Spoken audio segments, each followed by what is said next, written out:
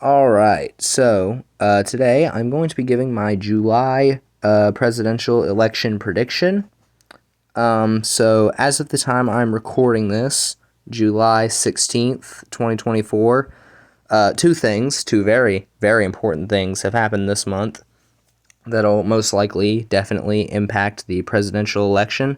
Of course, first on Saturday, July 13th, I believe, was the attempted assassination attempt of Donald Trump. I've already covered that in a short video that I posted yesterday, I believe. It was either yesterday or the day before, about how I felt about the Trump assassination attempt. And I also made a community post about it, so there's that. So I won't talk too much about it here. But also the Republican National Convention, where Donald Trump officially named J.D. Vance as his vice president. I locked in that prediction a few hours, or no, it was actually a day before he actually officially announced Vance as his running mate. So yeah, I was for a while I was stuck between Marco Rubio and JD Vance. I wasn't sure, but I eventually thought, okay, yeah, he's gonna pick Vance because of, well, first off, because of the double Florida law, I believe it is, which states that an elector can't vote for a political ticket of both people from the same state. So that's why I didn't believe it would be Marco Rubio. So I locked in my prediction as JD Vance, and it turns out that I was correct.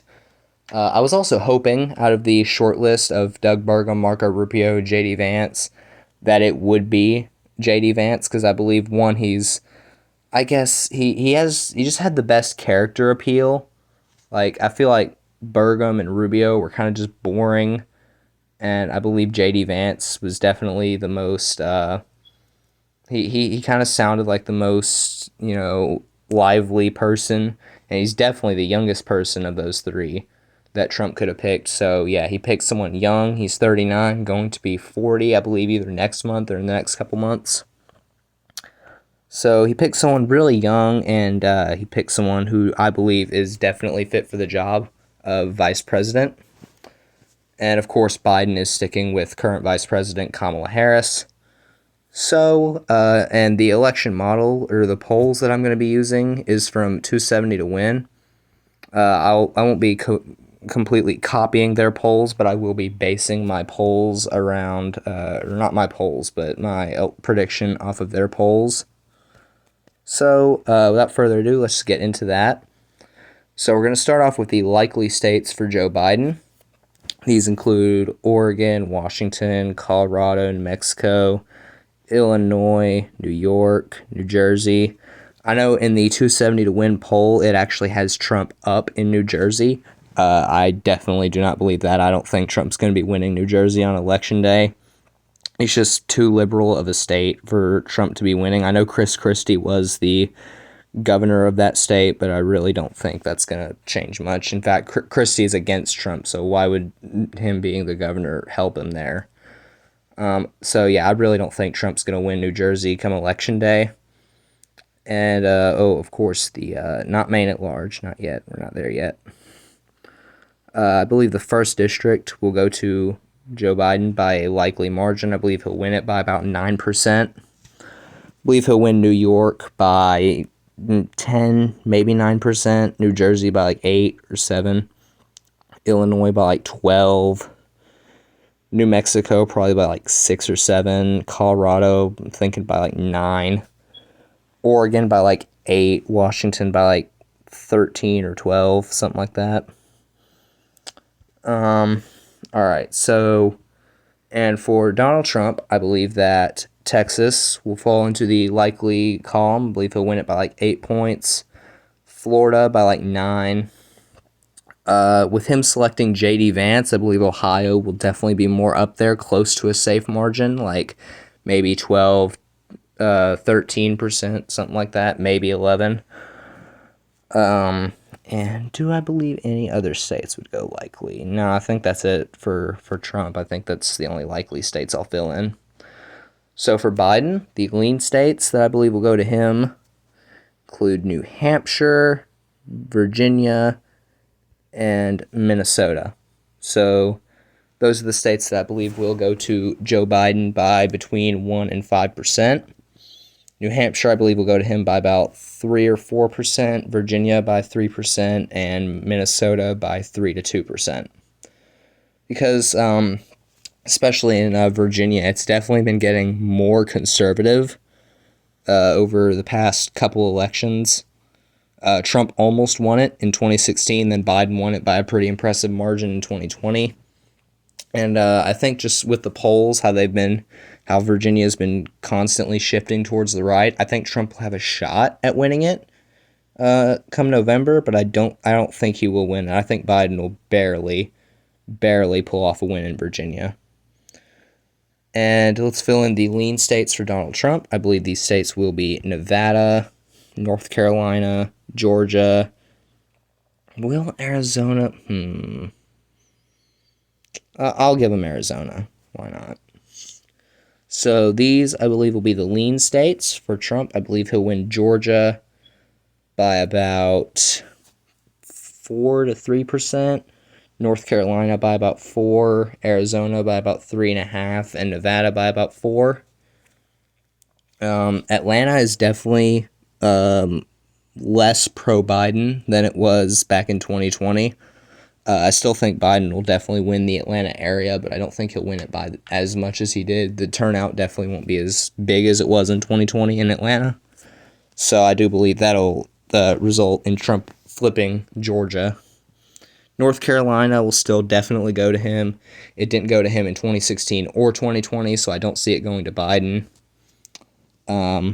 Arizona, the abortion resolution that Arizona is supposed to pass, it's been said that might help Biden in the state, but I don't think it'll be enough for him to win the state.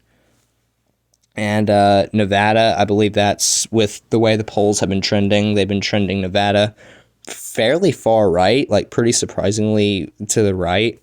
So I do believe that Nevada will definitely be going to Trump come election day. And will any of these states be... All right, so these are the last states. I believe all of these states that are yet to fill in will be tilt states. So let's kind of just zoom in on this area. All right, so starting off in Nebraska's 2nd district. I do believe that this will barely go to Trump. I believe it'll be by 0.6 or 5. It'll go to Trump by. Wisconsin, I believe it'll go to Trump by 0.9%. With the RNC happening in Milwaukee, I don't know if that'll exactly help Republican turnout in that state. It'll probably definitely help it by a little bit, but I'm not sure by how much it will. But I do still believe that Trump will win Wisconsin come election day. Michigan, though, I really don't know.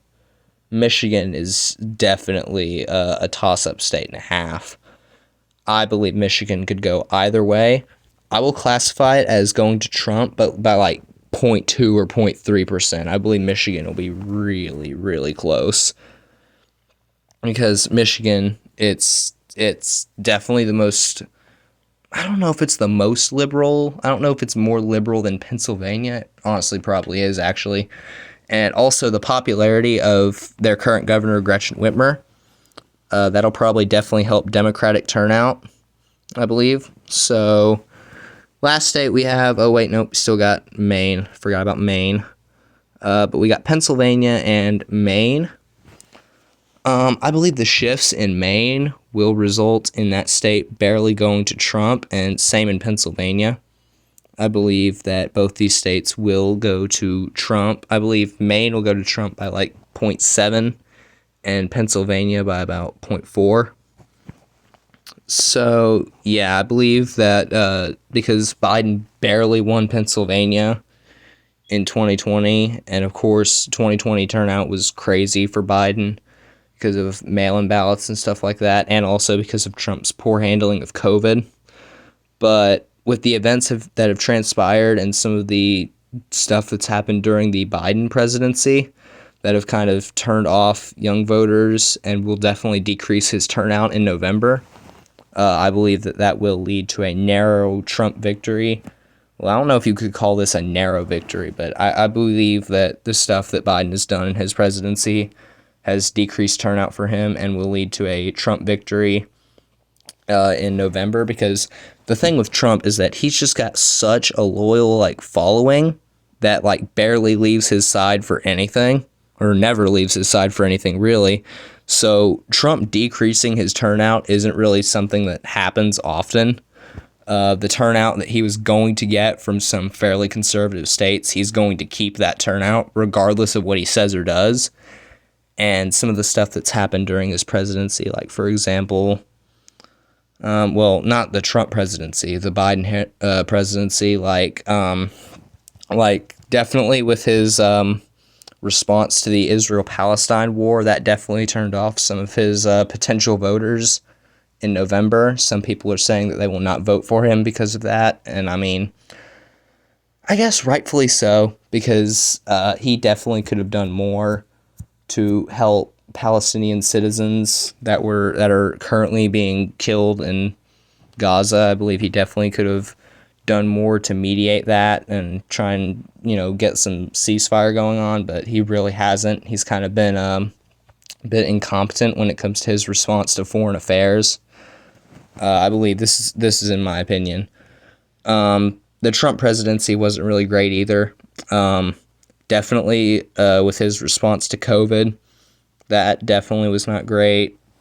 And some people also don't like, especially I've seen with his response or his stance on abortion.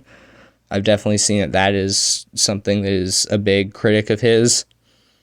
So neither of them are great, but I just believe that Joe Biden has decreased his turnout by so much that it will lead to a Trump victory in November, and all the polls seem to agree with that statement. So this is where I have the electoral map as of July 16th of 2024. I have it at Joe Biden 223 electoral votes and Donald Trump 315 electoral votes.